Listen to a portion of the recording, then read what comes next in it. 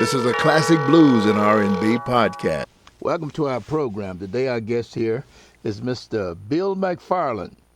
He's a brass man who plays trombone. I guess among other things, he's probably played the old trumpet and other brass instruments as well. Bill has been heard on many recording sessions with many well-known singers and musicians. Bill is an award-winning trombonist, composer, and arranger of music. Bill is the leader of the Chicago Horns.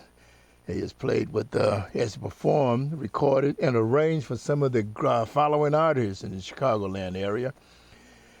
He's worked during his career with Fenton Robinson, Otis Clay, Son Seals, Albert Collins, Aretha Franklin, Coco Taylor, Etta James, and Lonnie Brooks, and many, many more. Welcome, Bill, to our program. It's my pleasure, Sir Henry Cheatham. All right, it's good to have you here on the program to talk about your stellar, I'm going to use that term. Look out. Scared me to death now. A generic term that many use, a stellar career. Yes, sir. All right. So, Bill, tell the people a little bit about who you are and, the high school and thing. You're from Chicago or where? Let us know a little bit about you. Well, it goes all the way back to Des Moines, Iowa, where I was born. I won't say the year. What's wrong with that? Hey, everybody got a year, All right. I'm an old guy now. I just had a birthday Friday. I was born in 1943. Okay, we're the same. And we're the same group. Yeah. Yeah, and so my family came to Chicago in around 46, 47. And I went to school over on, I came up in different homes. Music came into my life when I was a kid. My mom sang a lot, but I had a problem getting instruments. I used to have accordion salesmen in the projects over there at different homes come around trying to sell accordions, and I wanted one. I wanted anything that would make some music. I used to listen to the radio and stare at the radio, and I knew if people singing back there because my mom used to sing, so I go to the back of the radio to see if I could find some little people back there performing. And anyway, I took a few piano lessons when I was about 10 years old, but I didn't have a piano. And so what happened was I had to wait till I got in high school to deal with the band that was there. I started playing violin in high school, and I played for several years. And then I picked up a trombone a few years later, and I started taking some private lessons. I studied with people like John Watson, who was a teacher at Manly High School, but he also worked with the Count Basie Orchestra. And he was also an actor. He was in the Fugitive movie. The black guy that was down in the basement of the research room was John Watson. And also Charlie Allen, who was a great brass teacher. He taught trombone and trumpet. Actually, I only play trombone. That's the only horn that I play. I play a little piano. I use that to arrange. And so I also connected with Chicago Conservatory of Music, and I studied trombone under Edward Kleinhammer. At that time was the principal trombonist with the Chicago Symphony Orchestra. And I got quite a bit done working with him. And at the same time, I was working at Ford Motor Company a little later on. Actually, I started working at Jewel in high school, and I was getting the trombone together. And I was working at Jewel till I graduated. I worked there a few years, and then I got a job at Ford around 60. It was in the early 60s. I worked there for about three or 4 years, about 3 years, I think it was. They went on strike so regularly that I could never really accumulate any money. And the last time he went on strike, it was in September of '67, I think it was. And they stayed on strike until December. And by that time, I had been working around with different groups. I had a group of my own. We worked with Etta James, and I hooked up with the Scott Brothers, who had a dynamite band. We worked all the time around Chicago, and we did some regional gigs. We went on tour with Ruby Andrews in '69 with Garland Green. And it was my first time going down to Mississippi. Jackson was one of the places that we went to. Ira Gates was from Greenville. He was the drummer in the band.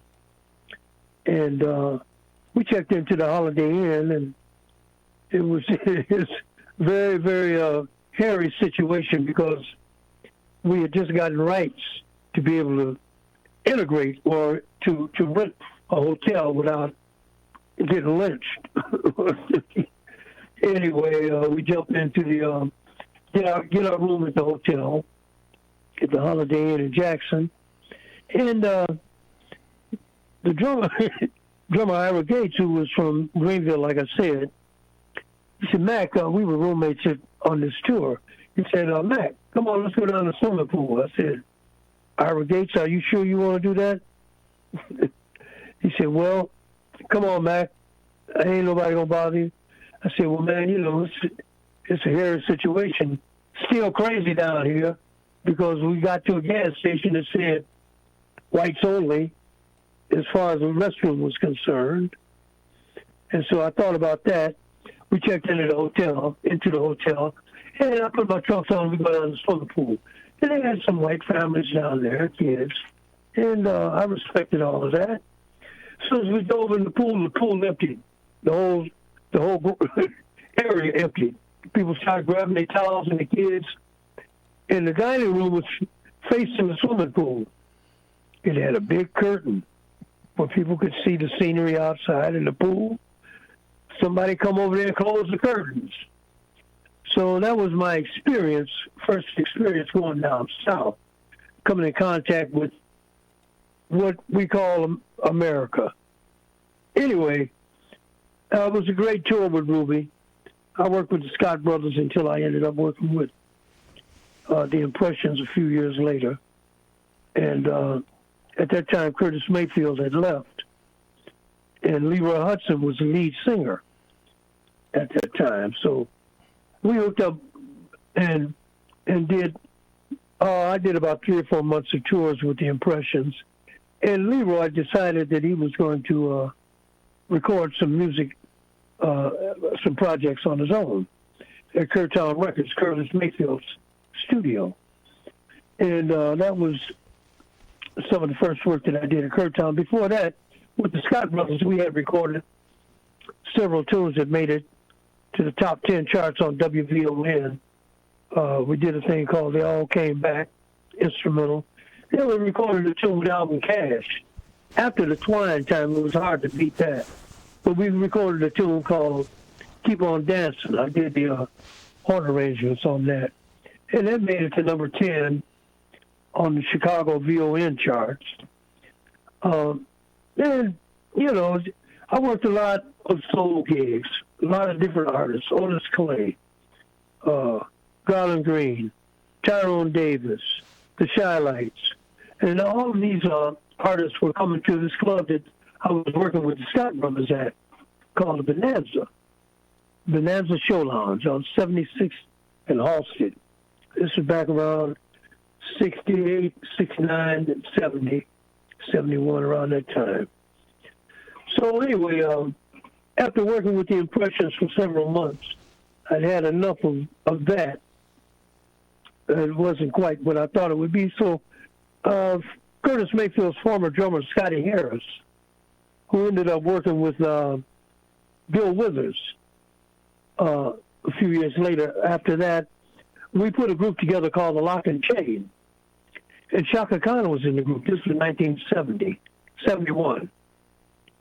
And we worked together with that group, the Lock and Chain, for about a year Yeah, we did some gigs around town. There was a club called the Pumpkin Room on 71st and Jeffrey. We worked there. There was a group called Pieces of Peace that worked there. There was a jazz group called Ken Chaney. I think it was Ken Chaney Experience. And he had some other cats that I knew in the horn section. Steve Galloway, T.S. Galloway, R.E. Brown. I think it was a trumpet player named Frank Gordon. I think it was Ken Cooper. I can't remember. It might have been Arlington Davis on drums. A lot of these cats have passed, man. Frank Russell, I think, was playing bass with him. Frank is a renowned bass player. So anyway, we worked pretty consistently for that year. This is a classic blues and R&B podcast. Thanks for joining our podcast here on our YouTube channel. Subscribe to us at Henry CB. Follow us on Twitter at WVON Henry and like our Facebook page at Classic Blues and R&B.